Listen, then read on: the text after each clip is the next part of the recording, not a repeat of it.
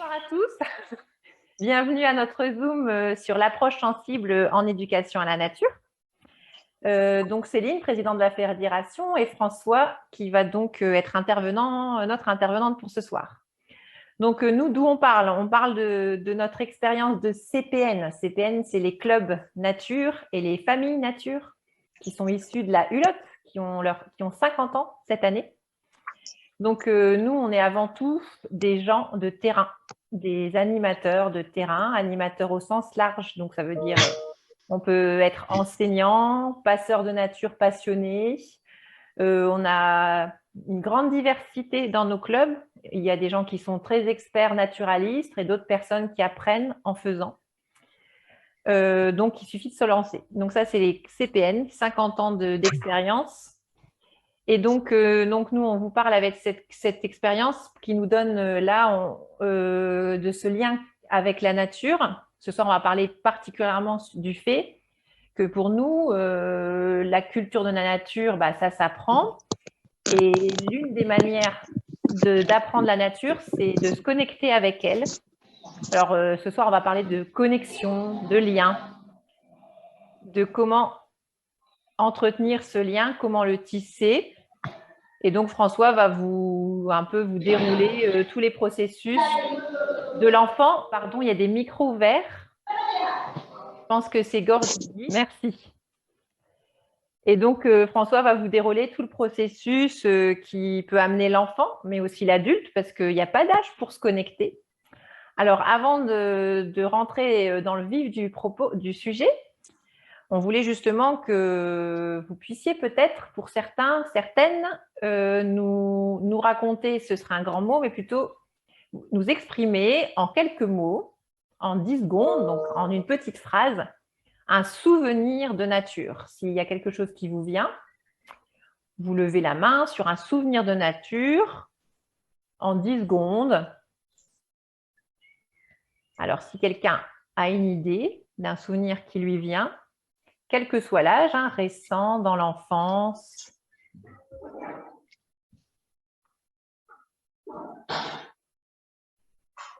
Vous m'entendez? Oui. Ouais. Bonsoir tout le monde. Et bonsoir Mélina. Bonsoir. Ce qui me vient là, c'est qu'il n'y a pas longtemps, là, il fallait faire un affût sur une rivière. Et juste, il y a eu un éclair qui est tombé avec l'orage. Du coup, ça a pété super fort. Et du coup, c'est devenu très hostile. Et je me suis dit que c'était aussi ça la nature et que je me suis vite dépêchée de rentrer quand même. Et voilà, ça m'a fait un peu peur.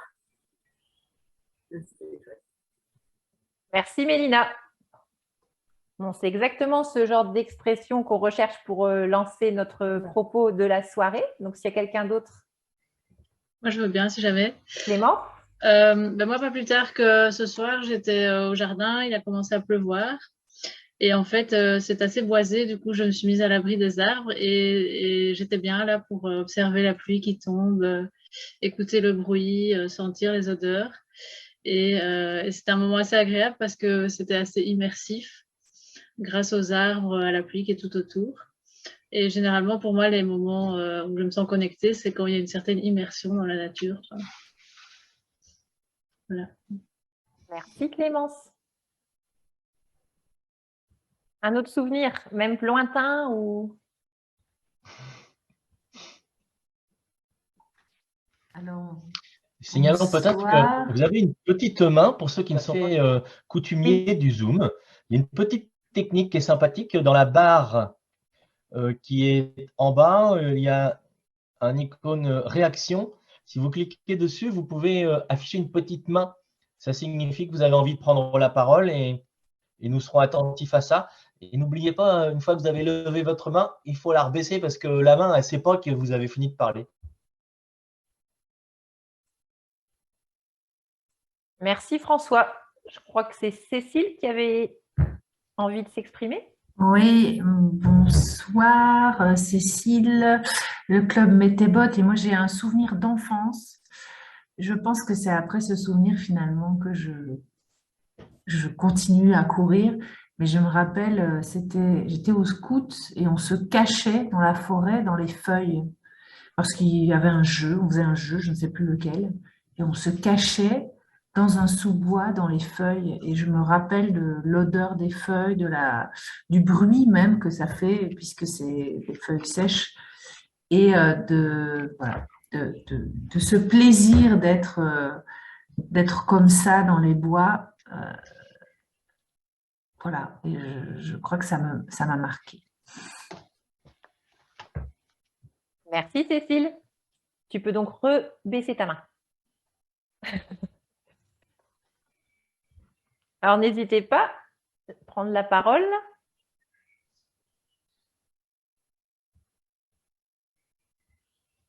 Vois-tu Estelle? Est-elle? Est-elle? Estelle et Estelle. Ah, voilà. Ouais, regardez. Oui, bonsoir. Bonsoir. Donc, moi, quand j'étais petite, en fait, j'ai passé beaucoup de temps dans la campagne aussi, notamment pendant les vacances. Et c'était avant tout pour moi un signe de liberté, en fait. Quand, quand je me posais voilà, à jouer ou à observer la nature, le temps s'arrêtait. J'avais l'impression euh, que tout était possible en fait. Et donc voilà, j'étais vraiment, j'adorais aussi manipuler, créer, sentir. Enfin, tous mes sens étaient en éveil en fait. Et rien que pour ça en fait, voilà, je suis heureuse aujourd'hui de pouvoir le transmettre à mon tour en fait, parce que c'est aussi ça quelque part. Enfin, être dans la nature en fait, c'est aussi se relier à ses sens, et on peut tout faire en fait. Voilà, c'est ce que je transmets souvent aux enfants, c'est qu'il n'y a rien de plus beau de toute façon que la nature. Et, voilà, et qu'on on peut pas s'en passer en fait au quotidien. Voilà. Merci Estelle. Et il y a aussi Ethel qui souhaitait partager un souvenir. Oui, moi, c'est chaque fois le moment où en fait on espère voir un animal, où on fait tout pour le voir, et puis qu'à un moment donné, il apparaît et que les poils se dressent et que waouh, voilà. Waouh!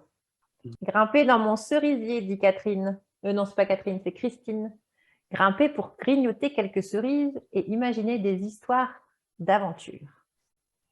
Catherine se souvient d'énormes orages sur la route, le ciel noir et zébré d'éclairs, pluie battante. Génial. Emmanuel se souvient du bruit de l'eau qui coule sur un chemin de montagne. Alors par contre, Samsung, tu vas nous dire comment tu t'appelles. Qui est Samsung qui se souvient de sa première nuit à la Belle Étoile à 8 ans?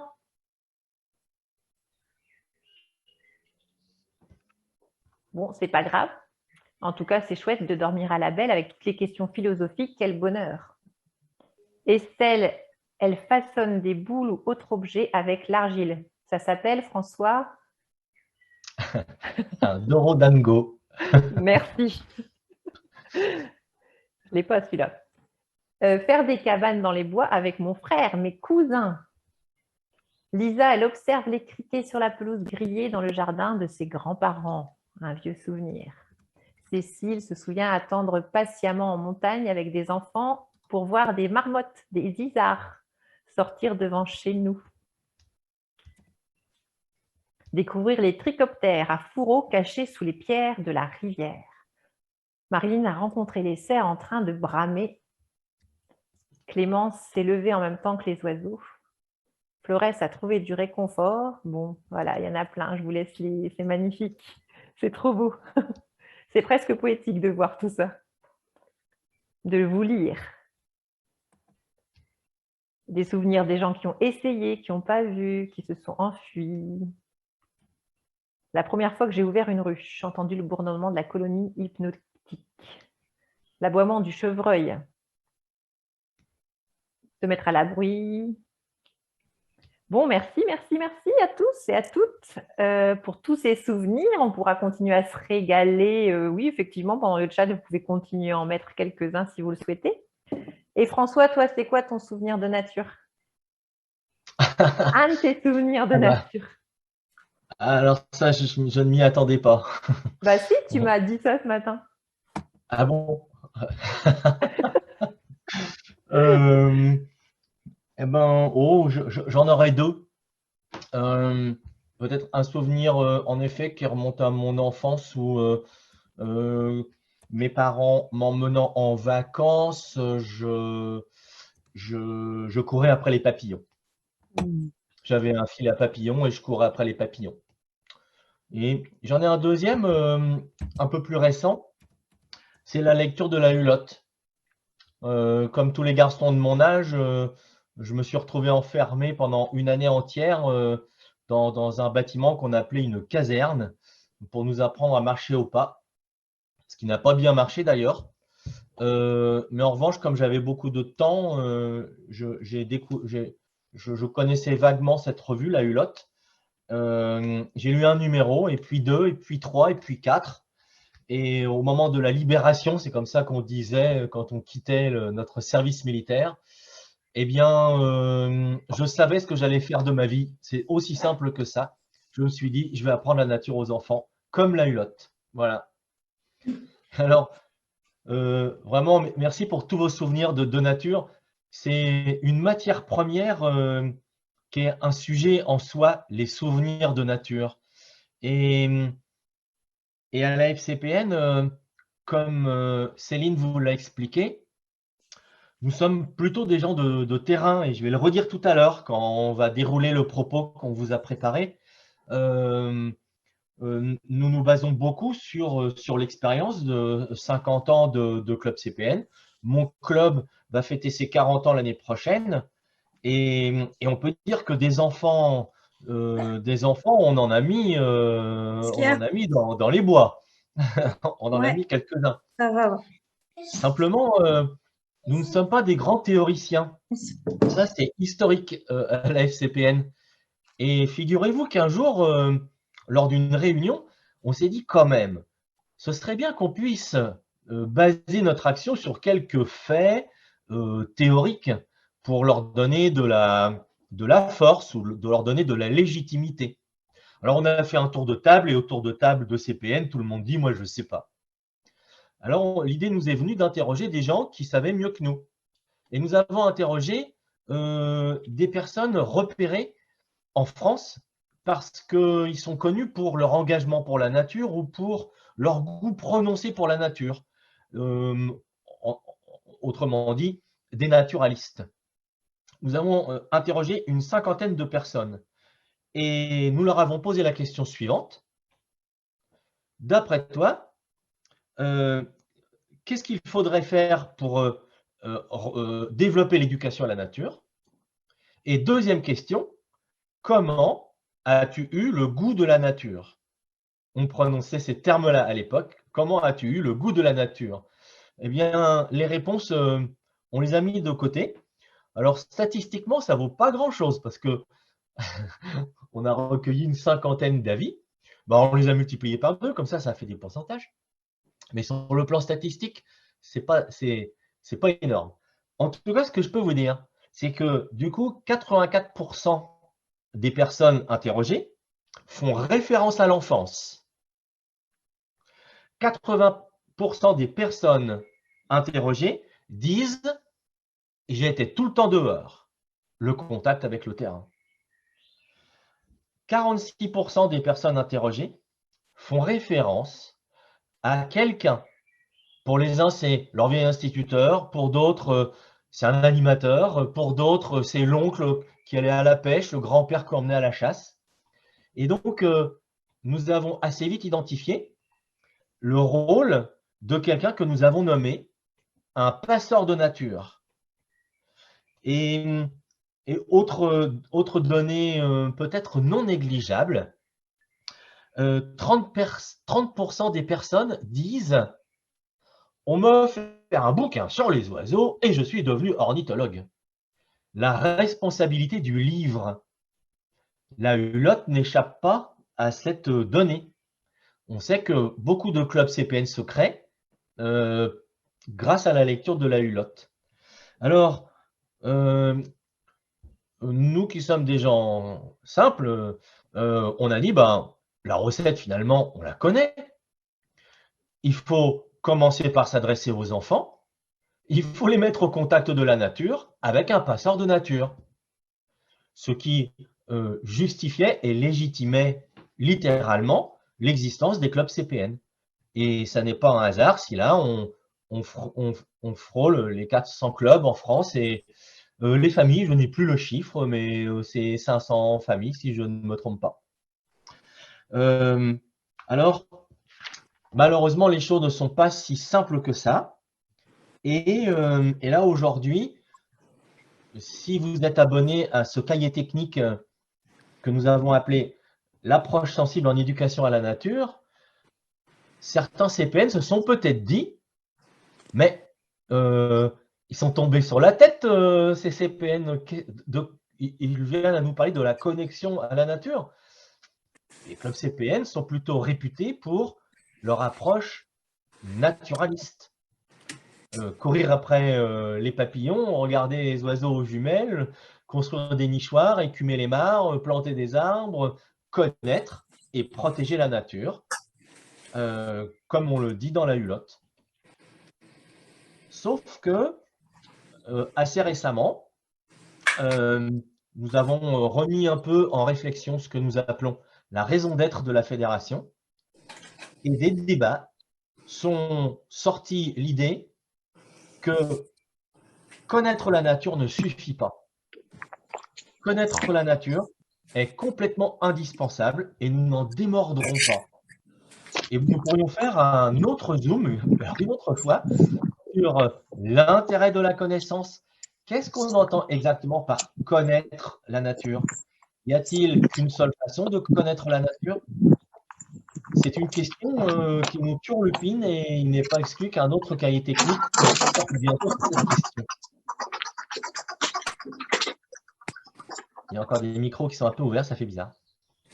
En tout cas, lors de ce printemps, à l'AFCPN, nous avons établi que si la connaissance était nécessaire et indispensable, eh bien, le fait de comprendre notre lien à la nature l'est tout autant. Et aujourd'hui, dans les textes de l'AFCPN, on va dire qu'on marche sur deux jambes, la jambe de la connaissance et la jambe de ce qu'on appelle désormais l'approche sensible. Donc, il n'est pas du tout incongru que pour un mouvement national, voire international, qui se préoccupe de la culture naturaliste, il n'est pas incongru que l'on cherche un équilibre entre l'apport de connaissances et la compréhension de sa connexion à la nature. Alors, les souvenirs d'enfance que vous avez évoqués jouent un rôle fondamental là-dessus. Peut-être y reviendrons-nous. Mais le cahier technique que vous avez peut-être et que vous avez peut-être commencé à lire, et si ça n'est pas le cas, on va le jalonner. Ce cahier technique a été conçu pour guider à la fois les animateurs de clubs CPN, mais à la fois les parents qui sont dans les familles CPN ou les parents qui ne sont pas dans les familles CPN. Et ce cahier technique pourrait servir aussi à un enseignant qui emmène sa classe dehors, comme la tendance est en train de se développer, ou un animateur de centre de loisirs. On pense que dans l'éducation à la nature aujourd'hui, on a bien compris cette nécessité de rechercher la conscience du lien au vivant, la conscience qu'on appartient, qu'on fait partie de la nature. Le truc, c'est que s'il suffisait de l'expliquer comme je suis en train de le faire, si ça marchait, ça se saurait. Et depuis longtemps, on sait, en matière d'éducation à l'environnement et en matière d'éducation tout court, que les messages intellectuels ne fonctionnent pas quand on souhaite changer les comportements. Ce qui fonctionne, ce sont les émotions, c'est la sensibilité, c'est la subjectivité. Ça, on sait que ça fonctionne. D'où l'idée d'aller chercher par quel processus on pourrait construire chez l'enfant ou chez l'adulte, hein, par quel processus on peut faire comprendre le lien qu'on a avec la nature. Ça va? Bon, vos micros sont coupés, de toute façon, alors j'entends pas vos réponses. Ne vous freinez pas vous pouvez poser des questions dans le chat aussi, hein. Alors, en effet, Céline a les yeux rivés sur le chat et s'il y a des questions tout à l'heure, elle va nous faire une petite synthèse. Alors, par contre, là, dans le propos et dans le cahier technique que nous avons rédigé, on ne parlera pas des constats négatifs qu'aujourd'hui tout le monde connaît et que tout le monde partage, à savoir que les enfants sont éloignés de la nature, que nous sommes en train d'élever des générations hors sol. Ça, on n'en parlera pas.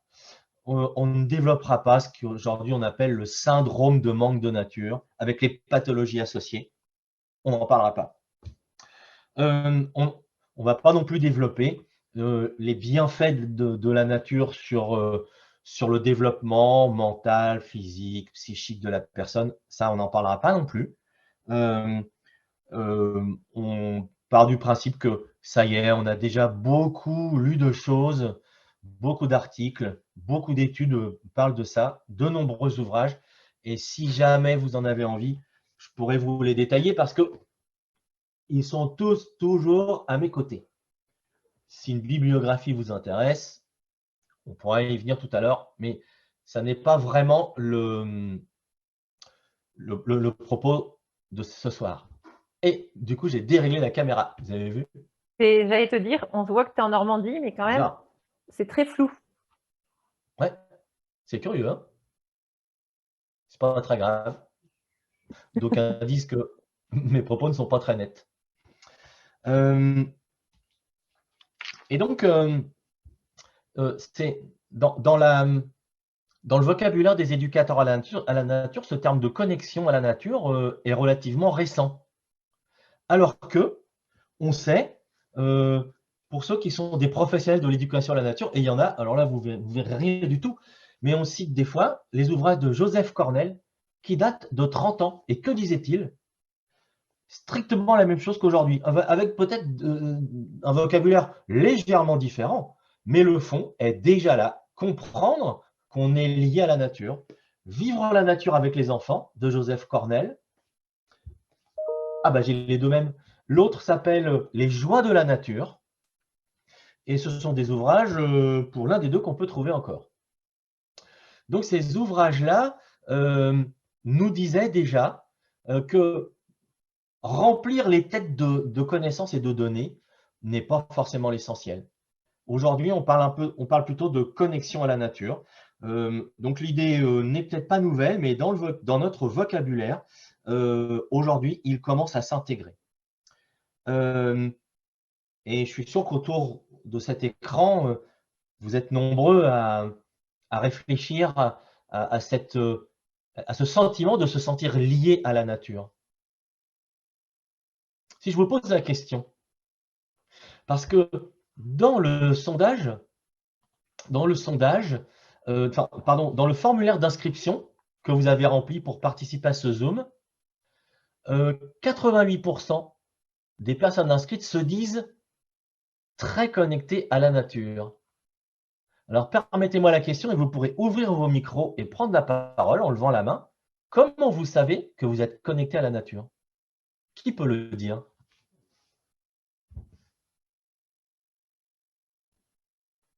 Clémence, si tu ouvres ton micro.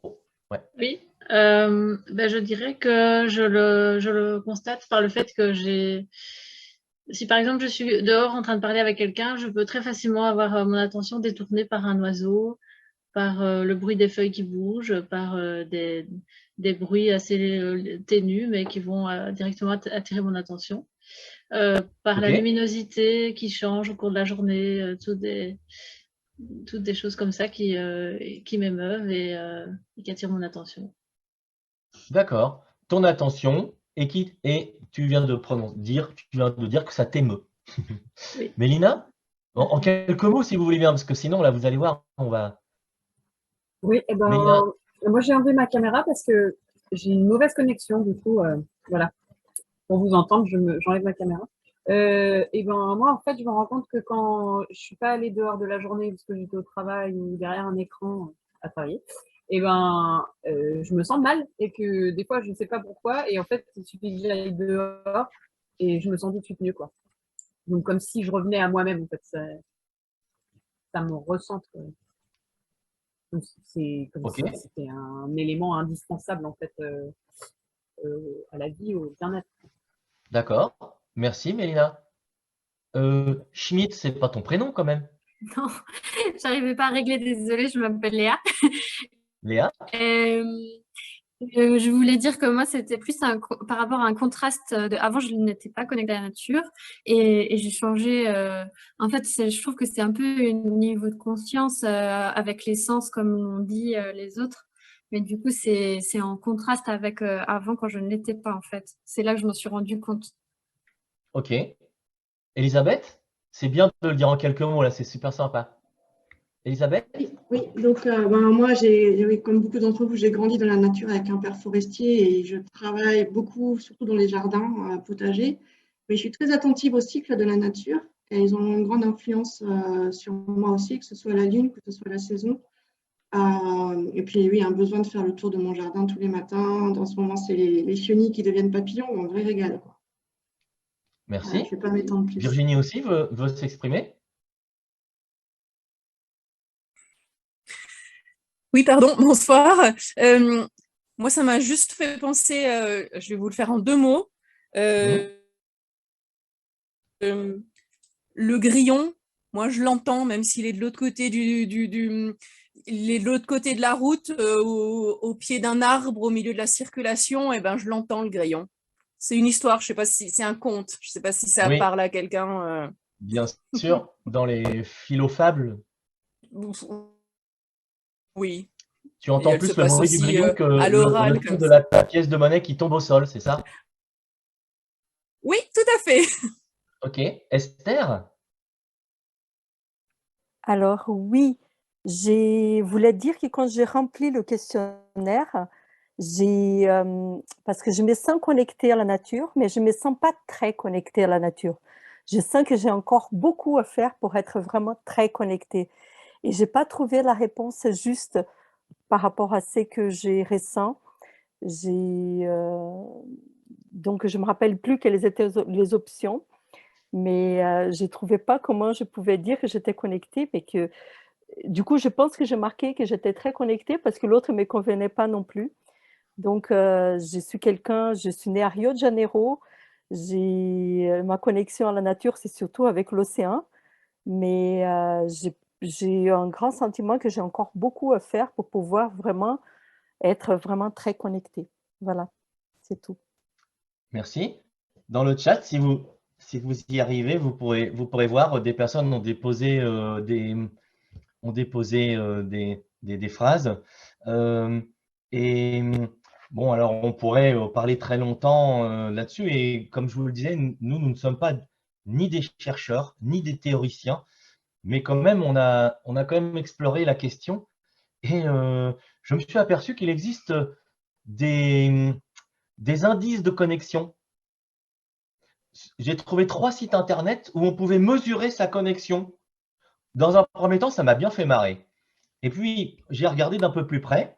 Et à tout ce qu'on est parmi les CPN, on a interrogé des personnes. Et du coup, nous avons mis le doigt sur un certain nombre peut-être de manières de se sentir connecté. Parce qu'il n'y a pas qu'une façon de se sentir connecté. Il peut y en avoir plusieurs. On en a identifié ici quelques-unes. Et vous allez retrouver les propos que vous venez d'émettre.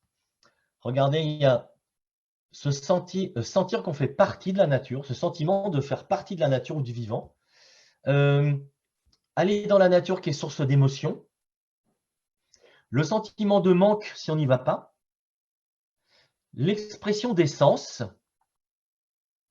Celui qui est en bas, je n'arrive pas à le lire parce qu'il y a la fréquentation récurrente de la nature, l'envie d'agir pour elle, il y a aussi la maîtrise de connaissances. Il y a le sentiment de bien-être.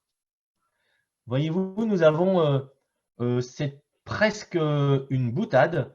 Nous avons, dans ce cahier technique, rédigé cet autotest que vous pourrez faire vous-même et qui n'est pas douloureux dans les fosses nasales.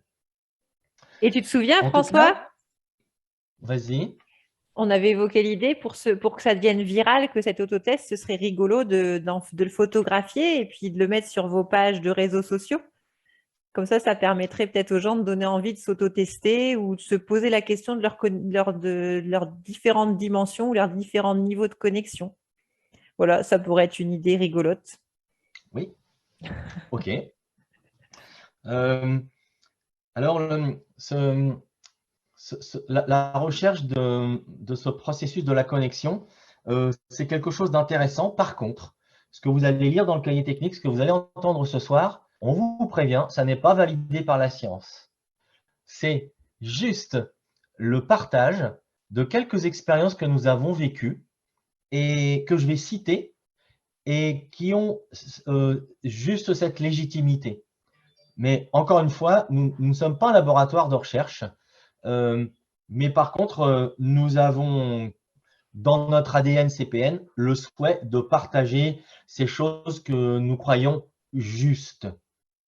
Ça peut être remis en cause, hein, il n'y a pas de souci. En tout cas, je dois citer une aventure, une forme de laboratoire pédagogique dont vous avez peut-être entendu parler, qui s'appelle Le Grand Secret du Lien, qui a donné un film documentaire sur l'idée de Frédéric Plénard, qui est un enseignant de… Alors, il faut couper un micro là. Un enseignant d'Aquitaine et qui est en même temps réalisateur. Et il a produit un film qui relate cette expérience de mettre 50 enfants dans la nature pendant une année entière, pendant 25 jours. Certains d'entre vous ont peut-être déjà vu le documentaire. Et étant situé en Normandie, quand j'ai entendu Frédéric Plénard parler de cette aventure, je me suis porté candidat. Et donc, pendant une année, nous avons mis 25 jours dans la nature, 12 enfants de 12 ans. Mais nous n'étions pas seuls. Nous étions accompagnés de pédagogues qui pratiquent la pédagogie perceptive. Je vais manquer de temps pour rentrer dans le détail de ce qu'est la pédagogie perceptive.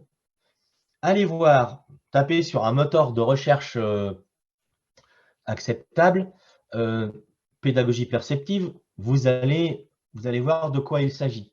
Au départ, les pédagogues de la perception sont des thérapeutes, vous allez découvrir ça, et ce sont des personnes qui sont spécialistes de la perception à soi, de la perception aux autres et à la perception de notre environnement.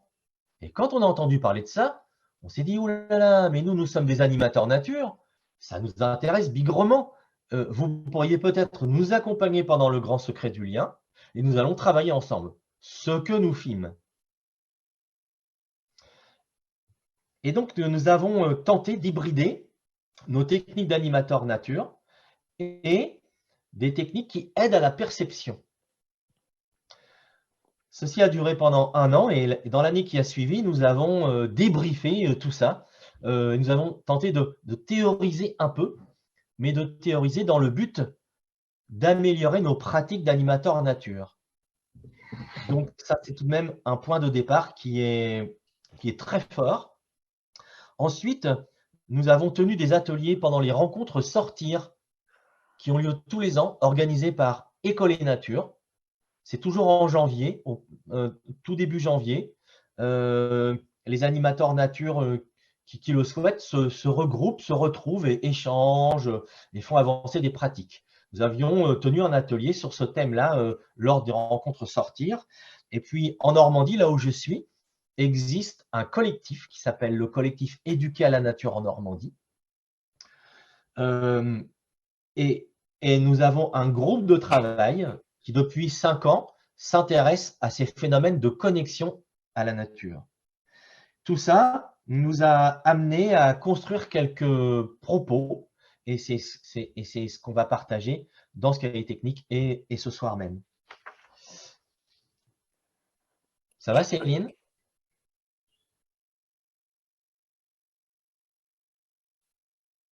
Il n'y a pas ton micro. Oui, il y a des questions sur pour le grand secret du lien. Peut-on voir le film? Il n'est pas en libre accès, mais je disais qu'on peut se rapprocher de son réalisateur Frédéric Plénard. C'est un film de cinéma. J'évoquais aussi le fait que le grand secret du lien en Normandie, c'est un 16 minutes qui est en accès. Donc, j'ai donné le lien. D'accord. Et non, Cécile, ce ne sera pas produit au Fresnoy. Ça, c'était la question pour le grand secret du lien. On ne le fera pas au Fresnoy, Cécile. Fresnoy, c'est le cinéma de mon quartier où j'avais mis Lynx. Voilà, des questions. Ouais. D'accord. OK. Très bien. Alors, ben, voilà on va dire les faits un peu saillants que nous avons déduits de cette aventure. Pour commencer, je dois vous parler de ma voisine qui s'appelle Béatrice. Ça fait sourire tous ceux qui m'ont déjà entendu raconter ça. Mais, bon, je ne vais pas prendre la caméra pour vous montrer sa maison, mais elle existe pour de vrai, elle est tout à fait gentille, équilibrée et tout ça.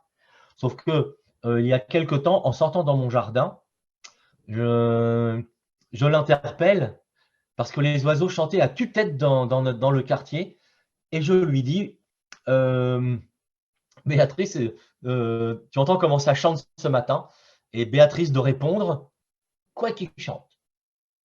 Et je lui ai répondu bah, les oiseaux, Béatrice.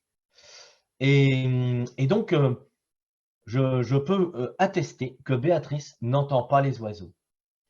Contrairement à Laurence tout à l'heure, je crois qui la première a dit moi je me sens connecté parce que je suis dehors et un oiseau passe, il ne m'échappe pas, un chant se déclenche, je l'ai, je l'entends. Et en fait, en effet, il semblerait que nous soyons collectivement victimes d'un déficit de l'attention en direction de la nature. Et alors, ça pourrait paraître anodin, mais pas tant que ça, parce que Béatrice vit très bien, c'est une femme heureuse. Mais par contre, vous verriez son jardin. Son jardin ne ressemble pas au mien. Ce n'est pas uniquement parce qu'elle n'entend pas les oiseaux, c'est que Béatrice est coupée de la nature. La nature lui est étrangère. Elle ne la voit plus, elle ne l'entend plus, elle ne la sent plus. La nature ne fait plus partie de son logiciel de vie. Elle est déconnectée. Le résultat, si dans son jardin, un malheureux pissenlit apparaît sur la pelouse, c'est Roundup. Parce qu'en plus, elle a fait du stock. Et le fait d'être complètement hermétique à la nature ne peut pas générer des comportements respectueux de la nature. Et c'est là que je veux bien que vous souligniez dans vos notes que les propos que nous tenons ce soir sont des propos d'éducateurs à la nature. Nous ne recherchons pas la connexion à la nature pour des raisons de bien-être personnel, quoique, si ça fait du bien aux gens, eh ben, c'est bien, c'est important. Mais la recherche de cette connexion à la nature, elle est pour nous une garantie derrière du développement de comportements éco-citoyens. Et c'est démontré, c'est corroboré par des études. Les personnes les plus engagées dans la protection de la nature et même dans l'environnement sont des gens qui se disent connectés à la nature. En même temps, c'est un peu normal. Quand on est lié à la nature et qu'on y fait attention, on peut être à la fois attentif et attentionné, des termes qui sont strictement de la même famille. Béatrice n'est plus attentive à la nature et elle n'est plus attentionnée. Et donc, pour moi, ça me paraît assez grave. Donc, dans nos processus éducatifs, dans les activités que nous mettons en place, vraisemblablement, la première phase, la première étape qui est visiblement indispensable, c'est de rééduquer l'attention. Et la bonne nouvelle, c'est que l'attention, ça s'éduque. Évidemment, vous vous doutez bien que nos sens sont là mis à l'épreuve et toutes les activités sensorielles que nous sommes déjà très nombreux à pratiquer, elles sont au service du développement de l'attention. Par contre, nous allons distinguer peut-être des activités sensorielles et des activités sensibles. Mais le glissement est à peu près, est presque facile. Par des activités sensorielles, on vise le développement des sens. Par une approche sensible, on va développer la création d'émotions. C'est ce qui les distinguerait entre le développement des sens et la création d'émotions. Mais voilà une caractéristique de l'approche sensible, c'est la génération des émotions chez les enfants comme chez les adultes. Alors par contre, ça nécessite du coup qu'on s'intéresse à l'intériorité. Et Danny Bois, qui est la personne qui a inventé la pédagogie perceptive, nous dit que les émotions, l'effet de la nature se perçoit à l'intérieur de notre corps. Et donc, nous sommes bien amenés à parler d'intériorité. Et ça, c'est un peu nouveau dans l'éducation. En tout cas, dans l'éducation classique, à l'école ou dans la profession d'éducation à la nature ou d'éducation à l'environnement, on ne s'intéresse pas d'emblée aux émotions qui sont générées, on s'intéresse plutôt aux résultats. Et là, pour le coup, c'est le processus qui va nous intéresser, le processus qui va nous intéresser plus que le résultat. Comment Béatrice va-t-elle pouvoir redévelopper son attention en direction des oiseaux? Enfin, non, pas enfin, j'ajoute que si la recherche du développement de l'attention est primordiale, dans le processus qui est une forme de communication entre moi qui sens la nature, qui l'entend, qui l'écoute, et la nature elle-même, il y a un double flux. D'ailleurs, à ce titre-là, le terme de connexion n'est pas mauvais. Connexion, c'est se brancher. Quand on branche un appareil électrique, il y a un double flux. Il y a le premier flux où je vais brancher l'appareil sur le mur et un deuxième flux de l'énergie qui va retourner à mon appareil. Il en va de même dans la perception de la nature, nous explique Danny Bois. Il nous dit, dans un premier temps, je dirige mes sens, mon odorat, la vue, l'ouïe, je les dirige vers la nature, mais si je persiste dans la tension de l'attention, je perçois ce que la nature me fait.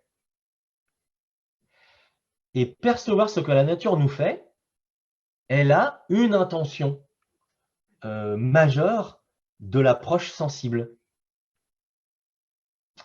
Louis Espinassou, que certains connaissent bien, puisque c'est un de nos précurseurs en éducation à la nature en France, Louis dit qu'aujourd'hui, ce déficit d'attention, il se traduit par le fait qu'on prend la nature pour un décor. Et on va dans la nature comme on irait dans n'importe quel endroit. Il dit même, on est aujourd'hui capable de traverser une forêt sans que la forêt ne nous traverse. Voilà donc bien les deux flux qui interagissent entre l'individu et la nature. Et à ce titre, on pourrait commencer à parler réellement de connexion. mais ça ne suffit pas. Bien évidemment, dans un deuxième temps, une clé pour qu'un enfant, notamment, comprenne le lien qu'il a avec la nature, c'est basique. On nous l'a dit tout à l'heure sur le sondage que j'évoquais fait il y a 10 ans, c'est la fréquentation. La fréquentation régulière, récurrente et longue. On parle des fois de seuil, de dose minimum de nature. Un seuil en dessous duquel la fréquentation de la nature ne va pas avoir un effet très marquant. À l'inverse, fréquenter la nature régulièrement, longtemps, pour vivre la nature, c'est vraisemblablement la clé majeure. Alors dans nos clubs, vous devinez bien, on fait les malins, parce que c'est 15 000 enfants tous les mercredis qui sont dehors, à vivre des choses. Mais il y a expérience de nature et expérience de nature. Je vais m'arrêter quelques instants sur ce concept qui nous intéresse et qui est presque notre matière première au CPN, et qui est la matière première de plein d'autres mouvements. J'ai entendu parler des scouts, c'est le cas. Les enfants sont dehors, souvent, longtemps. Dans les forest calls qui sont en train de se développer en France, animés par le RPPN, le réseau de la pédagogie par la nature, qui fait des propositions extrêmement séduisantes, c'est le cas également. On dit que la clé, c'est la fréquentation régulière, un contact direct et récurrent avec la nature. Ça a l'effet de rendre la nature familière. Pas forcément la connaître, peut-être avec un grand nombre d'informations, mais c'est le début. Et cette notion de familiarisation, elle nous intéresse en matière d'approche sensible. Prenons une comparaison. Imaginez que vous vous rendez à une réunion je sais pas, une réunion de travail avec des gens nouveaux. Vous entrez dans la salle, il y a 50 personnes qui sont debout en train d'attendre le début de la réunion et vous ne connaissez personne. Vous toisez les gens. Vous allez peut-être vers ceux qui vous paraissent les plus sympas, qui vous ressemblent plus ou je ne sais quoi. Prenons une deuxième situation où vous vous rendez à une réunion de famille. Vous connaissez tout le monde. Vous avez une somme de détails sur chacune des personnes. Et là, vous avez envie d'aller vers chacun pour dire un mot. Vous sentez bien la différence de ce qu'on appelle la qualité de présence. On n'a forcément pas la même qualité de présence dans un monde qui nous est familier et dans un monde qui nous est étranger. Eh bien, emmener des enfants régulièrement dans la nature, ça les familiarise. La nature devient leur famille. Et excusez-moi, mais quand on parle de la famille, on parle bien du lien familial. Voici donc un facteur qui permet la création du lien avec la nature. Après, dans les expériences de nature, eh bien… Pardon François, il y a Estelle oui. qui demande la parole depuis quelque temps, donc peut-être que… Alors, allons-y. Pardon de vous déranger, hein, c'était… Non. ça me faisait rebondir en fait. Ça me faisait rebondir en fait avec mon quotidien en fait. J'interviens en fait aussi sur la petite enfance en fait voilà mon questionnement était aussi de comment valider aussi la nature, parce qu'on a aussi cette vision des choses de la ne mets pas tes mains dans, enfin les adultes en tout cas en direction des tout petits, ne mets pas tes mains dans la terre, c'est sale. Et moi je voulais vraiment en fait aussi essayer de dépasser en tout cas de proposer une approche très vite en fait de l'accompagnement à la nature et de la connexion à la nature pour les tout petits. Et en fait j'ai pu avoir aussi une validation en fait par le biais des professionnels. En fait il y a tout un réseau national en fait des crèches, notamment le réseau Agapi, et Élise Mareuil en fait voilà qui m'a permis en fait justement de légitimer aussi mon Ah, bah, très bien, qui m'a permis de légitimer. Moi, je ne la connais pas personnellement, mais en tout cas, j'ai vraiment pris son livre comme une Bible aussi, en fait, et j'ai pu aussi développer aussi les activités en direction des tout-petits. Et voilà, j'en suis ravie aussi. Voilà. Non. Ne le répète pas, Estelle, je ne vais pas le dire fort, mais Élise Maroy n'est pas une animatrice nature. Non, non, non, mais en tout cas, le fait d'avoir ouvert en fait la nature et d'avoir développé des animations nature au sein des crèches et des professionnels de la petite enfance, ça a permis de légitimer. Voilà. Mais c'est vrai qu'en effet, à la base, je vois Oui, bien en fait qu'on est. Mais en tout cas, ça a permis de faire du lien. Voilà. Et je la ça serait bien remercie. dans ses écrits. Par contre, Estelle, on peut te recommander à la FCPN un fichier qui s'appelle 50 activités nature pour la petite enfance et qui est très bien fait. Ah, merci beaucoup. D'accord, ben, je vais tâcher de Je peux le commander les yeux fermés. D'accord, et ben, merci beaucoup, c'est super. Merci. Tu essaieras de commander un truc les yeux fermés. Alors, donc, dans ce cahier technique, on développe ces différentes phases. Comment développer l'attention, comment développer les capacités attentionnelles. Et dans ce cahier technique, là, je ne vais peut-être pas pouvoir rentrer dans le détail, il y a de nombreuses activités qui sont proposées pour pouvoir faire ça.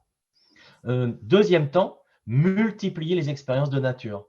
Alors là, c'est un grand foutoir, les expériences de nature. On peut mettre tout ce qu'on veut là-dedans. Tant que l'enfant est dehors, au contact de la nature, et qu'il fait quelque chose ou qu'il ne fait rien, c'est une expérience de nature. On a dans l'ouvrage distingué des expériences de nature guidées et des expériences de nature non guidées. Non guidées, nous avons une copine dans nos rangs CPN qui nous dit tout le temps, elle est fatigante même, qui nous dit tout le temps que les Anglais ont 2 termes pour désigner le jeu. Vous les avez? Il y a game et il y a play. Ah bah, c'est pas la même chose. Le game, c'est le jeu avec des règles, avec des contraintes, des gagnants, des perdants. Le game, c'est dirigé, c'est cadré. Le play, c'est le jeu où va dominer le plaisir. Play, plaisir, c'est un mot de la même famille d'ailleurs. Eh bien, nous sommes en matière d'éducation bien trop souvent dans le game et pas assez souvent dans le play. Et pourtant, on sait que l'enfant, quand il est seul et qu'il joue dehors, qu'il patauge dans une flaque d'eau, qu'il grimpe dans un arbre, qu'il ramasse des bouts de bois, qu'il joue à la terre, ce sont des expériences de nature. Il est en train de construire plein de choses dans son cerveau, dans son immunité, dans son corps. Et là, dès la plus petite enfance, Estelle a raison. Daniela aussi. Et en fait, parmi les expériences de nature non dirigées, on pourrait mettre en haut du podium le jeu libre. Et dans cet ouvrage, comme de très nombreux éducateurs à la nature aujourd'hui, nous faisons l'apologie du jeu libre. Ce n'est pas parce qu'on ne dit pas à l'enfant ce qu'il doit faire qu'il ne s'auto-construit pas. Un enfant qui joue tout seul, au contraire, va faire ses propres choix, prendre ses propres risques, faire ses propres expériences, ses propres expérimentations. Il va comprendre ses limites. Il va revenir sur ce qui lui plaît. Il va dégager ce qui ne lui plaît pas pour y revenir peut-être après. Donc, le jeu libre est une forme d'éducation à la nature ultra puissante et qui peut être répétée et qui ne demande pas beaucoup de compétences, vous me l'accorderez. Ça marche pour les parents, ça pourrait marcher pour le centre de loisirs, ça pourrait marcher dans un institut médico-pédagogique, ça pourrait marcher dans une école. Vous le savez comme moi, de nombreux enseignants font le choix en ce moment d'emmener leur classe une demi-journée par semaine pour les laisser jouer ou pour faire des activités un peu plus game en milieu naturel. Et ça marche aussi pour les parents. Ça marche également pour les parents. Laisser jouer les enfants seuls, c'est intéressant. Alors, les parents le pratiquent volontiers, mais toutefois, il faudrait leur rappeler qu'il faut se montrer capable de prendre sur soi parce que l'enfant va peut-être prendre des risques que les parents ne vont pas voir d'un bon œil, ou que l'enfant va se salir et qu'après, il faudra le laver, ou que l'enfant va peut-être prendre quelques libertés. Et donc, l'éducateur reste à distance, il ne s'efface pas, il ne s'en va pas, il est présent, mais il est discret et il laisse l'enfant jouer librement. Dans les expériences de nature non guidées, bien sûr, on va grimper dans les arbres, faire des cabanes, mais ce que nous avons très certainement tous fait quand nous étions petits et qu'aujourd'hui, les enfants ne font plus. Les enfants n'ont plus ces expériences de nature. Robert Pyle, un Américain qui a longtemps étudié cette question, parle d'extinction d'expériences de nature. Après, dans les expériences de nature, eh bien, même si ça peut paraître bizarre, nous avons identifié des jeux, des activités, encore que le terme activité, il ne nous plaît pas trop. Expérience, c'est un peu fort. Aventure, c'est trop barré. On a du mal à nommer, alors je vais dire activité, vous m'excuserez. Et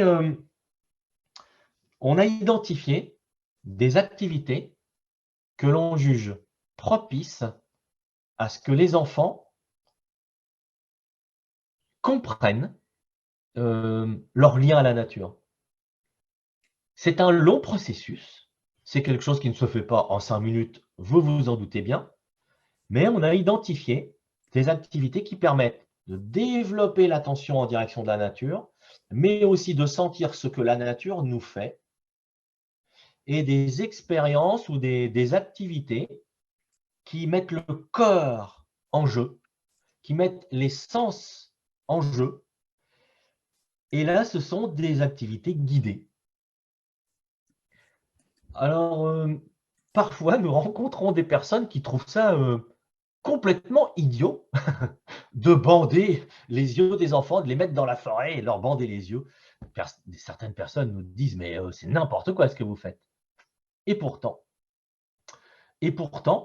en occultant le sens de la vue, on sait que les autres sens sont mis à contribution, se développent, et que, enfants comme adultes, c'est générateur de ressentis internes qui sont propres à réveiller ce sentiment que la nature nous fait des choses et que nous sommes prêts à accueillir les effets de la nature en nous. Ces petits jeux très pratiqués en sylvothérapie, mais vous m'excuserez, nous ne sommes pas sylvothérapeutes, nous sommes animateurs nature. De nombreuses activités pratiquées en sylvothérapie contribuent très clairement à ça. La petite nuance, je vais la redire, c'est que le sylvothérapeute a mis dans son intention le bien-être ou la guérison ou le soin de la personne.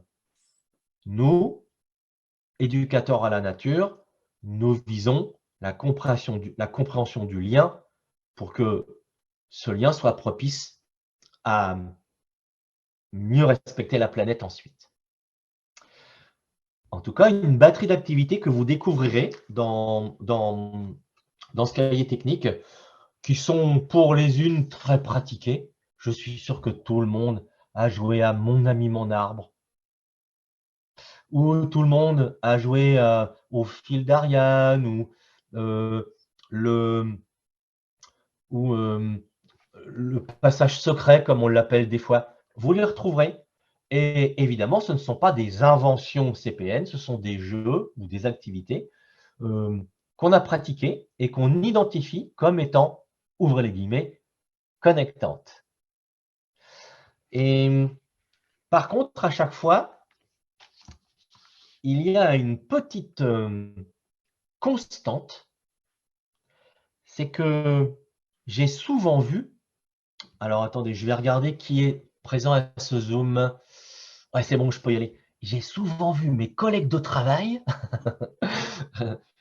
mettre les enfants à marcher le long d'une corde ou à jouer à mon ami, mon arbre. Daniela, tu ne répéteras pas, hein. Je t'ai à l'œil. Mais en fait, ils font jouer les enfants.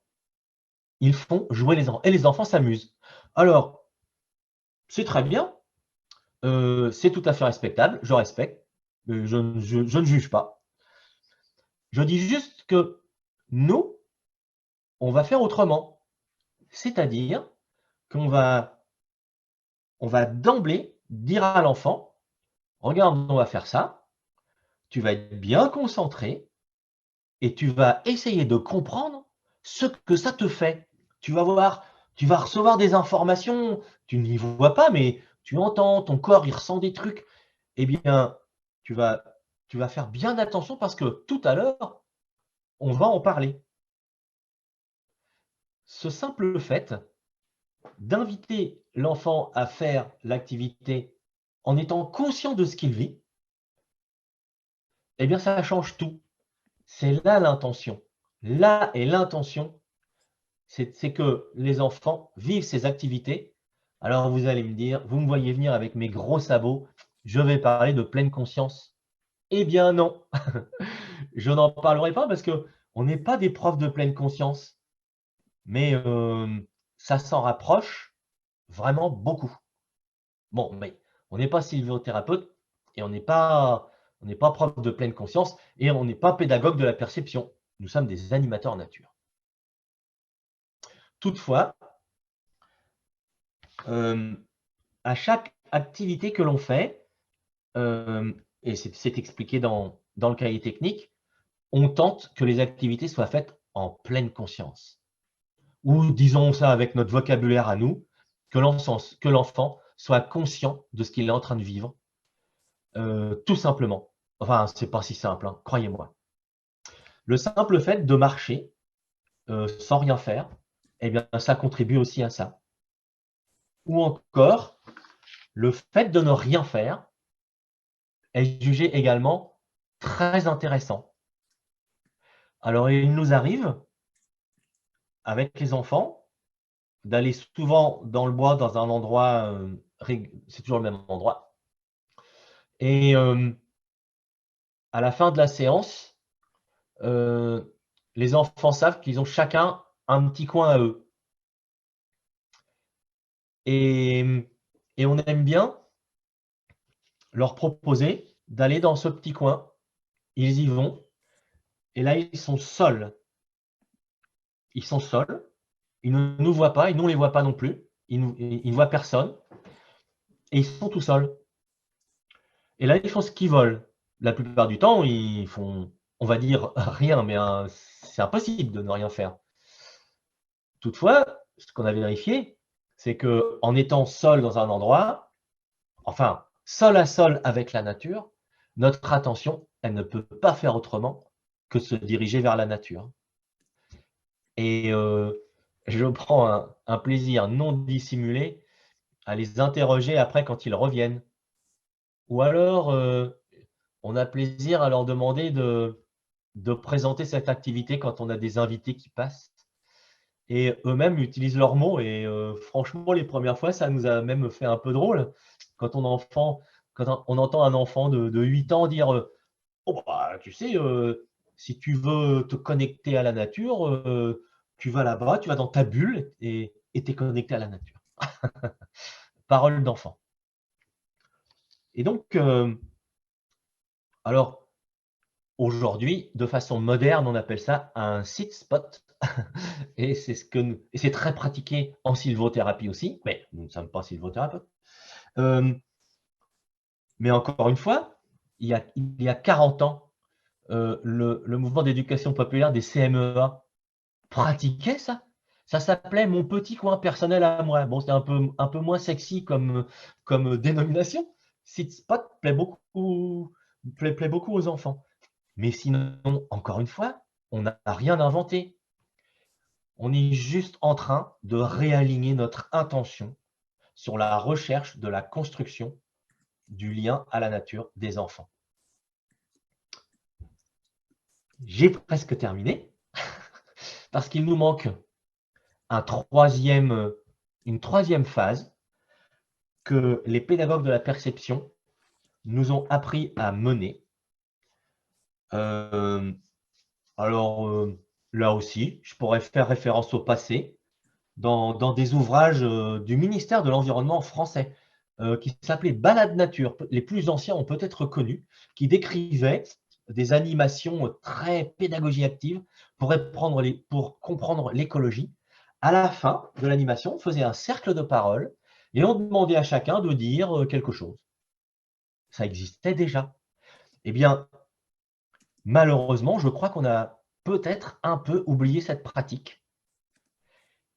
Et de façon très réaliste, en animation scolaire, les animateurs nature professionnels qui emmènent des classes, c'est en fin de séance, on a peut-être pris un petit peu de retard, on squeeze très souvent cette phase, et c'est dommage. Les pédagogues de la perception nous ont bien expliqué, et nous on l'a bien compris, qu'il est capital de mettre des mots sur ce qu'on a ressenti. Ressentir les choses, si l'activité a été bien faite, c'est capital. Mais si on ne l'exprime pas, on n'a pas les 100% de l'effet. On n'a qu'un petit pourcentage. Marie-Hélène, une des pédagogues de la perception, expliquait aux enfants ceci. Elle leur disait: tu vis une expérience de nature. Elle t'a apporté quelque chose. Mais si tu ne l'exprimes pas et que tu ne mets pas des mots sur ce que tu as vécu et appris, l'expérience, elle te glisse dessus. J'ai toujours adoré cette image. Elle est véritable. Pourquoi? Ceux qui se conçoivent bien s'expriment bien, et inversement. Donc, mettre des mots, c'est identifier le bénéfice d'une expérience.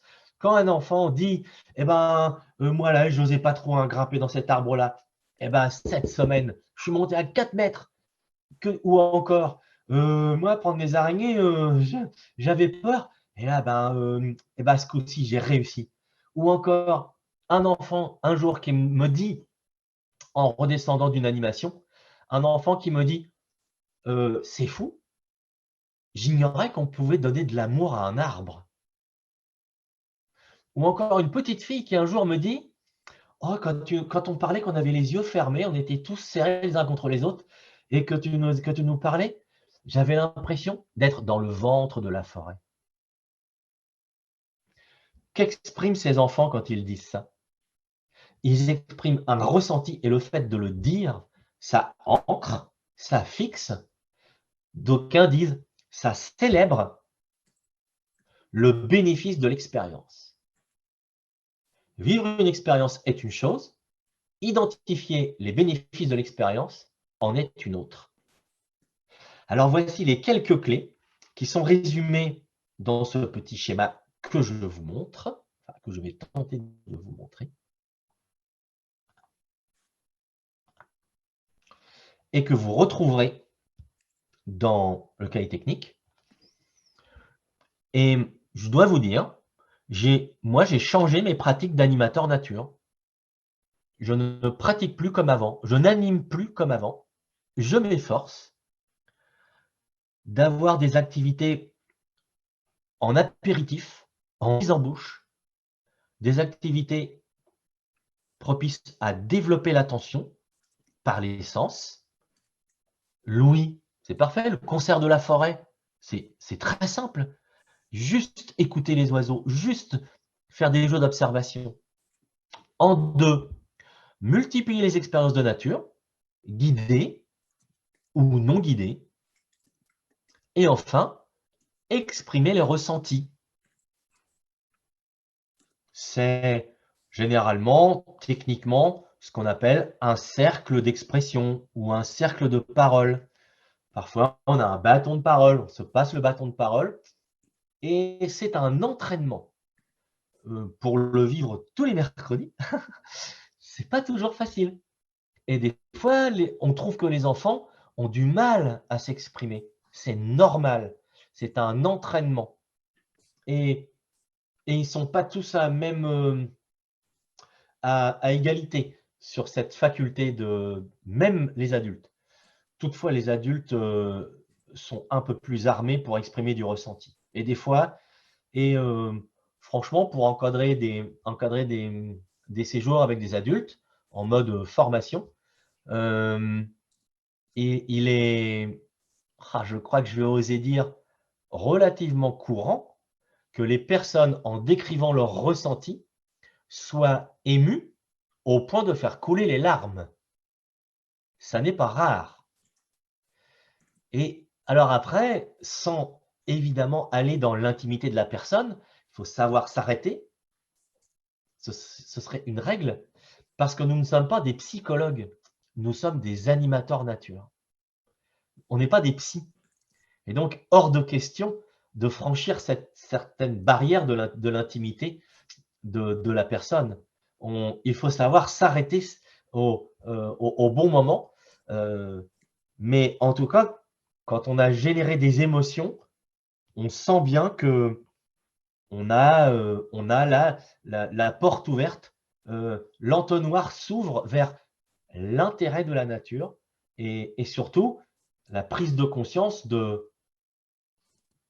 qu'on est lié d'amitié et qu'on est lié pour la vie et par la vie à la nature qui nous entoure. J'enchaîne ou je fais une pause, Céline? J'ai juste un dernier propos pour terminer. C'est toi qui dis. Ça dépend. Ton dernier propos, le contenu? Les principes. Les principes, oui, parce qu'il y a, c'est parce qu'il y a pas mal de réactions que je vais essayer de catégoriser. Alors, je repartage mon écran. Hop, tac. Voici, à l'issue du grand secret du lien, validé par nos travaux au sein du groupe Sortir et au collectif Éduquer à la nature, nous avons identifié quelques, on a appelé ça des principes pédagogiques, je ne sais pas comment il faut appeler ça. Alors, il y en a certains que nous avons déjà évoqués, je vais donc passer très rapidement dessus. Multiplier les expériences de nature, on en a parlé. Passer de l'activité à l'expérience.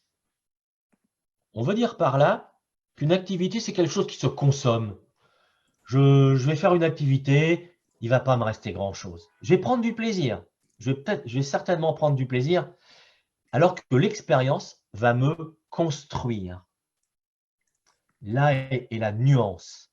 Et donc, il est bon de passer de l'activité à l'expérience. Favoriser la conscientisation, nous en avons parlé. Faire exprimer les émotions et les ressentis, nous venons d'en parler. Créer de la nouveauté, nous avons identifié que c'était un principe qui favorisait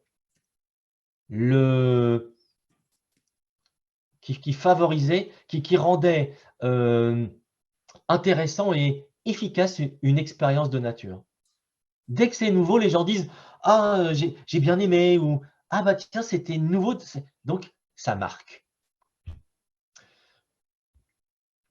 Ensuite, nous avons noté de passer du sensoriel au sensible.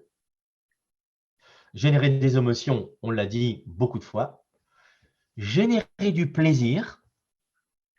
Je ne rentre peut-être pas dans le développement de l'intérêt du plaisir qui est catalyseur des apprentissages. Mais dès qu'il y a du plaisir, l'enfant, il va retenir, il va avoir envie d'y revenir. Donc, évidemment, le plaisir est à la fois une fin et un moyen. Et enfin, nous avons noté qu'il était nécessaire de ralentir le temps.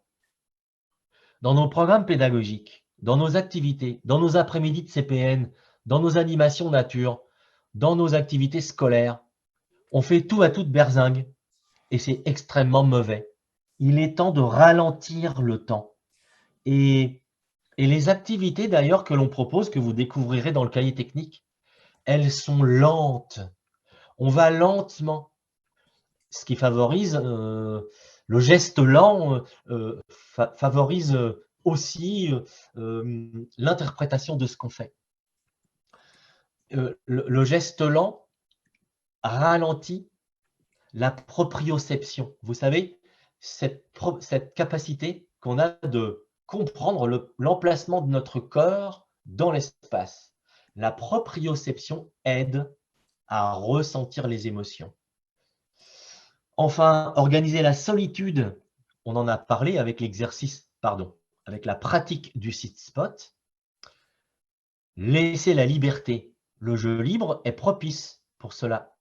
Mais on est bien trop sur les enfants, on ne leur laisse pas assez d'espace de liberté.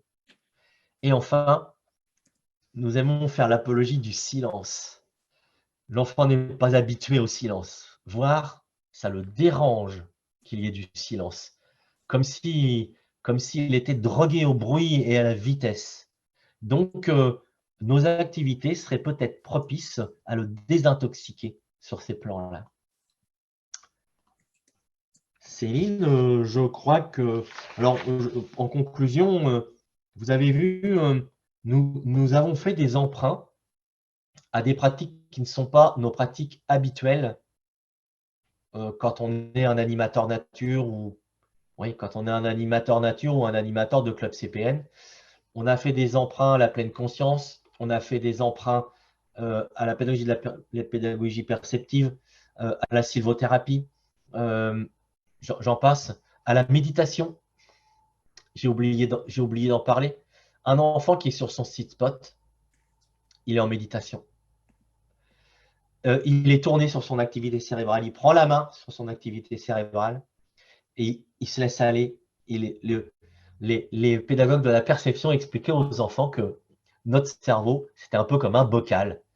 Et dans un bocal, il peut y avoir un peu de boue. Le fait de s'arrêter, de s'asseoir, de prendre la main sur sa respiration, de chercher la détente, ça fait décanter la boue dans le bocal. Et quand l'eau a fini de décanter, on y voit clair, disait Marie-Hélène. Voilà ce que nous avions envie de partager avec vous. Et l'intérêt, bien évidemment, maintenant, c'est de mettre ça en pratique. Moi, je le fais tous les mercredis.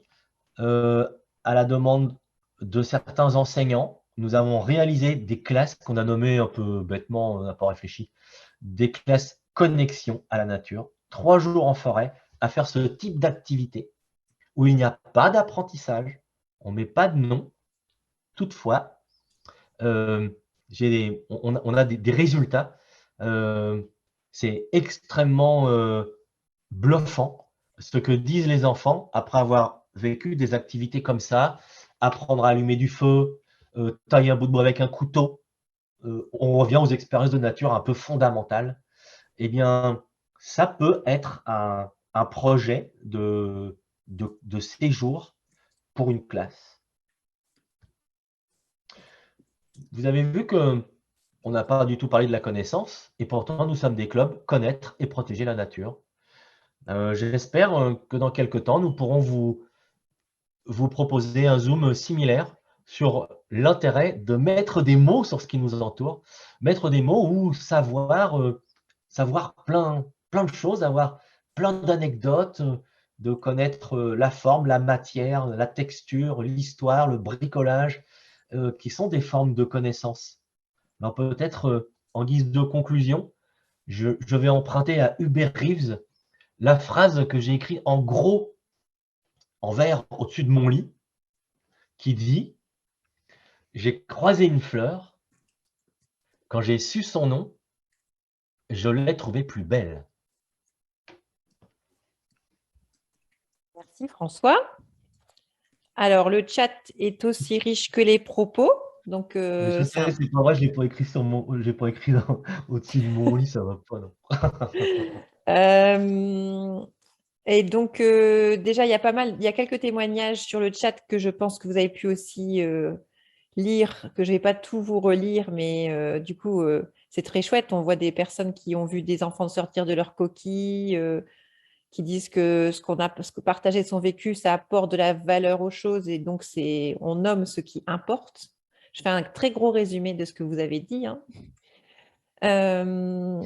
Donc là, c'est très riche, c'est sympa. Après, du coup, pour éviter qu'on finisse trop tard, même si on pourrait parler toute la nuit, je pense tellement c'est transversal et puis que voilà, ça évoque plein de choses. On avait des questions plus, entre guillemets, pédagogiques ou techniques sur les histoires de tranches d'âge. Et surtout, François, où il n'y a pas que François aussi dans le propos, il y a des spécialistes comme Daniela, qui fera la formation tout petit cet été, qui est là aussi, qui demande, alors donc il y a Elisabeth, il y a plusieurs questions sur autour, à partir de quel âge on peut demander à un enfant d'être attentif à ce qu'il ressent. Et pour en parler plus tard, donc Elisabeth, dans ton propos, dans ta question, déjà il y a une partie de la réponse, puisque toi tu parles de avant que l'enfant s'exprime par des mots. Peut-être tu te poses la question. Et je pense qu'il y avait d'autres questions aussi sur à partir de quel âge on peut pratiquer le sit spot. Donc ça peut être là, François ou il va y avoir débat. des grandes disparités Oui. entre les enfants. En effet, une capacité attentionnelle qui grandit quand l'enfant mûrit. Mais il y a aussi une question d'entraînement, d'habitude. Si on habitue l'enfant à être d'abord quelques instants calme, assis quelque part, je pense que le tout petit, son premier réflexe, ça va être de manipuler, puisque il va forcément chercher à mettre ses mains en action. Il va sûrement chercher à se mouvoir, attraper ce qui est autour de lui. Et donc, on serait plus proche du jeu libre plutôt que du sit spot où là, on va plutôt chercher quand même un peu une activité mentale. C'est prendre la main sur son mental, hein. C'est un peu la définition de la méditation. Donc, il faut commencer très petit et y aller progressivement. Mais moi, j'ai pas d'âge, j'ai pas beaucoup d'expérience avec des très petits. Notre expérience commence avec des enfants de CP sur cette question. Après, c'est peut-être on pourra programmer un jour un Zoom spécialisé sur les tout petits. Mais c'est un autre sujet. Il y a après des questions plus sur les ouvrages que tu as cités, ou alors il y a du coup, il y a aussi bien les 50 aventures à faire avant 12 ans, dont je ne me souviens pas exactement du titre, mais ça doit être ça. Et 50 activités pour les tout petits, apparemment ils sont épuisés à la Fédé, j'ai cherché du coup. Ah oui, exact. Voilà. Alors, s'ils sont épuisés à la Fédé, vous pouvez les commander à l'association Carder, comme la Carder, qui est 115 rue... non, il faut envoyer un mail. info@carder.org. Si ça ne marche pas, vous essayez contact@carder.org. Est-ce que c'est ça, Daniela? Je crois, oui, de toute façon. Mais sinon, j'ai mis mon adresse mail pour ceux qui étaient intéressés. Et je peux leur envoyer, comme tu m'as envoyé le nouveau bordereau de commande. Voilà, je me suis proposé, si les gens étaient intéressés, de leur envoyer le bordereau de commande. Il doit en rester 46 à peu près chez Carder. J'ai eu l'info justement il n'y a pas longtemps. Et il doit être au prix de 25 €, quelque chose comme ça. C'est ça, oui.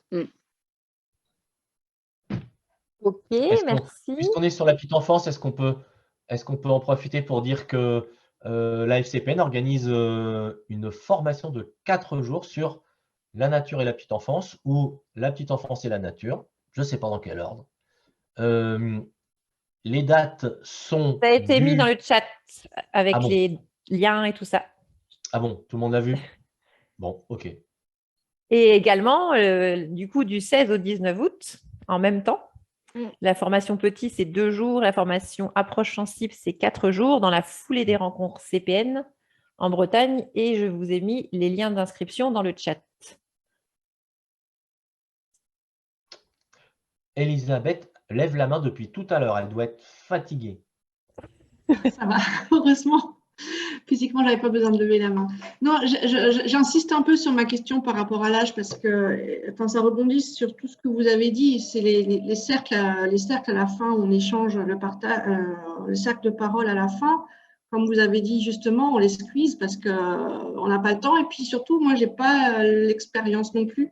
Ni les enfants qui ont l'expérience, ni moi. Et je ne travaille pas avec des tout petits, plutôt des enfants d'âge maternel. Et je les perds. J'ai testé de temps en temps et je n'ai pas forcément renouvelé l'expérience parce que je manque de pratique. Et donc, bon, vous me dites, vous, à partir de CP, donc j'ai peut-être pas eu l'occasion de travailler avec cet âge-là. Voilà, avec les 4-5 ans, c'est extrêmement difficile de leur faire exprimer, même s'ils ont la parole, ils parlent. De ce qui s'est passé, de pouvoir le ressortir, c'est quand même un sacré challenge. Voilà, c'était juste, bon, vous avez répondu un peu plus tard en parlant des CP. Il faudrait que je retente, que je me forme moi-même et que je persévère. Il y a une question, pardon. Il y a une question toute bête à leur poser pour les commencer à parler.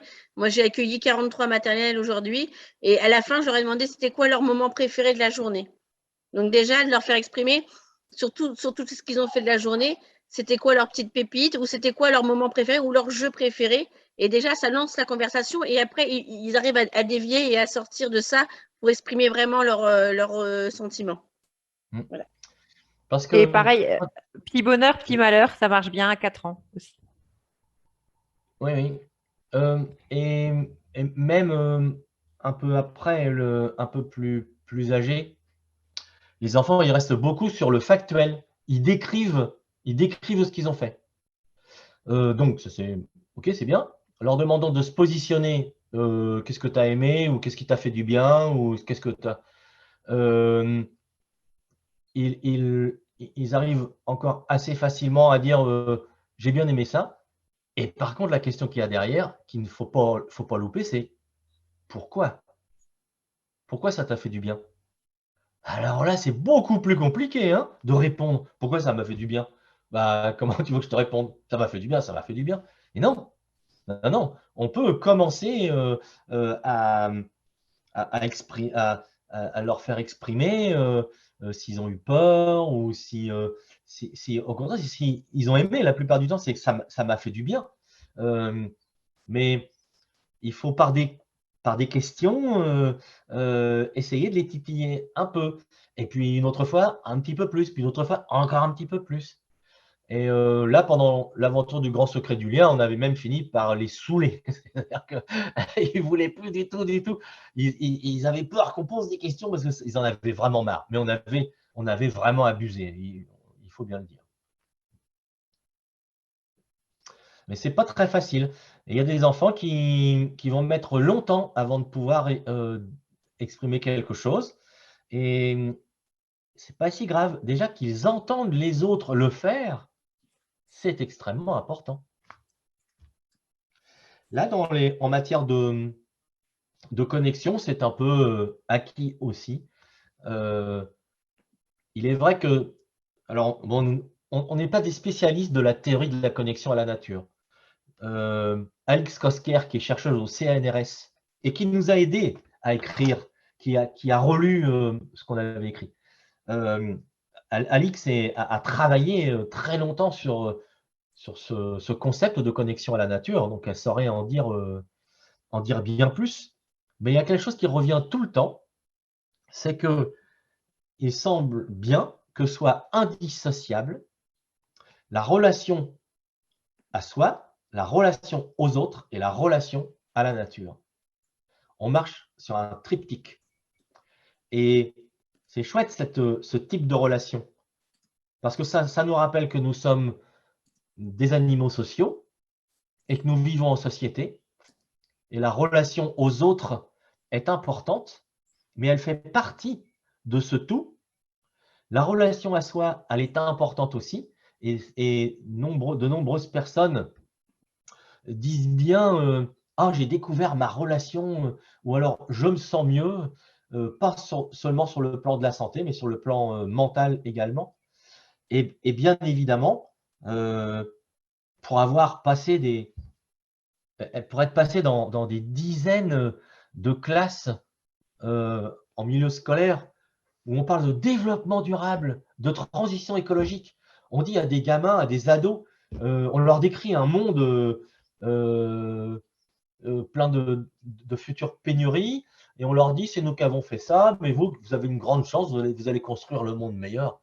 Excusez-moi, il y a un truc qui cloche quand même. Ça me paraissait relativement insupportable, et aujourd'hui, je crois qu'on peut dire que ces messages de développement durable sont acceptables seulement si on a compris sa relation à soi, sa relation aux autres et sa relation au vivant. Vous voyez bien, vous avez tous vu le film Demain. Eh bien, comment il s'appelle j'allais dire Luc Besson, Cyril Dion, a sorti le pendant de Demain. Il a sorti le film Animal, qui est sur la relation au vivant.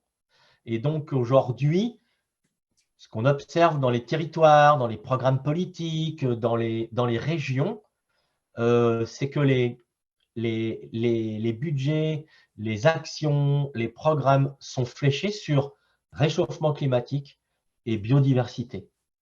Et pour que ça puisse fonctionner, encore faut-il que la population ait compris sa relation à ce monde.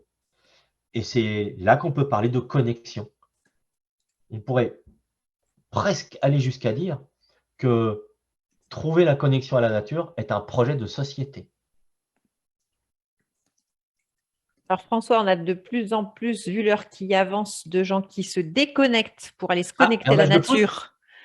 À la nature ou à leur estomac ou à leur nature. On pourrait encore parler un moment, mais c'est sûr qu'il faudra peut-être se donner un moment de fin. On n'a pas un vrai temps de questions. Il y a des questions de compréhension. Non, mais je n'ai pas dit que c'était inintéressant. Je dis juste que on a pas mal de gens qui disent au revoir avec plein de remerciements. Allô. Oui, Catherine. Attends, je désactive. J'ai encore un téléphone sur une chauve-souris, donc je coupe. Ok. Je n'ai pas compris la blague Kiro, mais il faudra m'expliquer. Bon, du coup, je te laisserai lire, François, tous les remerciements pour le partage. Okay. Et avant de vous quitter, on avait une petite suggestion à vous faire qu'on ne pourra pas commencer ce soir. C'est que vous qui êtes… Et des rendez-vous. Les rendez-vous, je vais les dire en conclusion. Vous qui êtes des praticiens du dehors, on serait intéressés, parce que nous, le Zoom de ce soir, d'ailleurs, a été enregistré pour que vous puissiez le diffuser, parce qu'il y a pas mal de gens qui sont partis en nous posant la question. Bien sûr, vous recevrez le lien pour recevoir, et bien sûr, vous pourrez le diffuser, parce que le but de la fédération, c'est quand même de amener le plus grand nombre à connaître la nature. Donc, vous êtes évidemment, vous pouvez partager cet enregistrement. Et donc, pour diffuser, nous, on est preneurs, et puis on trouve ça intéressant qu'il y ait des partages d'expériences, de vos idées d'activités, d'animation, de situations pédagogiques. Enfin, vous mettez le mot que vous voulez en fonction de ce que vous voyez derrière. Vous y mettez un titre à votre animation préférée ou quelque chose qui est connectante. Ce qui est important aussi, me le disait François tout à l'heure, c'est l'intention derrière que vous y mettez. Donc, on ne parle pas d'objectif, on parle bien d'intention. Et puis, en quelques lignes, 5 lignes par exemple, vous pouvez nous faire un petit descriptif de vous, une idée à partager d'animation. S'il y a besoin de matériel, vous spécifiez matériel. Et puis, vous seriez extraordinaire si vous pouviez y ajouter une photo, si vous l'avez déjà vécu, ou alors, après, il n'y a pas de délai, hein, vous ne partez pas avec des devoirs. Donc, si vous avez envie d'envoyer ça à François, vous avez son mail. Si à l'occasion, vous vivez, même si c'est dans un jour, un mois, un an, une animation que vous trouvez sympa et qui n'est pas forcément développée dans le cahier technique, Nous, on est preneurs. Bien sûr, vous pouvez la signer, vous pouvez la co-signer, faites ce que vous voulez. Et on pourra la diffuser d'une manière ou d'une autre dans la Gazette des Terriers, dans un prochain cahier technique, dans une fiche mensuelle. Voilà, et avant de vous quitter, on voudrait espérer vous rencontrer en vrai. Donc, on a des rendez-vous cet été. On a les rencontres internationales des CPN qui ont lieu en principe tous les 2 ans, mais vous savez pourquoi il n'y a pas eu lieu l'an dernier. Donc, on se verra cet été à Bréal-sous-Montfort, qui est en Ille-et-Vilaine, à côté de Rennes, en Bretagne du Nord. Et c'est le grand week-end du 15 août et il est encore temps largement de vous inscrire. C'est sur le site de la Fédé pour vous inscrire. Donc, vous pouvez venir, si vous n'êtes pas encore CPN, c'est l'occasion de le devenir. Passer 4 jours de découverte de la nature, de forums de discussion, d'échanges. Donc, on vous y invite fortement. C'est toujours un moment très intéressant et très sympathique. Et dans la foulée de ça, on a les formations qu'on a évoquées dans le chat, qu'on nous a dit rapidement. Donc, il y a François et son épouse Marie-Claude qui vont co-animer une formation connexion sur le sujet de ce soir, en fait. Donc, 4 jours pour là vraiment vivre, s'imprégner, repartir avec des tonnes d'idées, échanger. Il n'y a que 12 places, parce que sinon, ce serait trop. Donc, voilà, il y a déjà quelques inscriptions. Donc, n'hésitez pas, ne tardez pas si vous voulez en être du 16 au 19 août. Et il y a Daniela aussi, ainsi que Laurence, qui sont autour. Enfin, Daniela est à l'écran, là, de Va-Nu-Pieds, qui anime une formation sur les tout-petits également dans la foulée des rencontres. Et tout ça aura lieu en forêt de Brocéliande, carrément. Voilà pour les annonces. Est-ce que tu as quelque chose à ajouter, François? Eh bien que nous avons sans doute atteint un record ce soir parce qu'il y a 6 garçons. On a compté, il y avait une dizaine de garçons sur les 300 inscrits à ce Zoom. Il y a quelque chose à creuser là. Hein. L'écoféminisme prend le pouvoir, c'est clair. Merci Julien d'allumer ta caméra. Et alors, donc, combien d'administrateurs? Julien, Arnaud, y a qui? Ah, Benjamin, t'es un garçon, toi. Bon, voilà. Peu importe, c'est pas grave, on n'est pas à cheval là-dessus. Hein. Je n'ai plus rien à dire. Parfait. Alors, désolé, c'est toujours un peu frustrant de se dire au revoir de cette manière, mais vous pouvez ouvrir vos micros ou pas, faire des coucous, allumer au moins votre caméra pour nous dire au revoir. Et puis, vous avez nos mails, donc n'hésitez pas à venir vers nous. Dany demande… Oui. Mais on a répondu à Dany qui demande le titre du fichier 50 activités nature pour les tout-petits. Oui. Ça et 50 aventures à faire dans la nature. Il est épuisé. Ah, il est épuisé. D'accord, je pensais que c'était qu'à la Fédé. On a fait de la pub quand même, alors tant pis. Très bien. Eh bien, au revoir à tous et au revoir à toutes, voulais-je dire.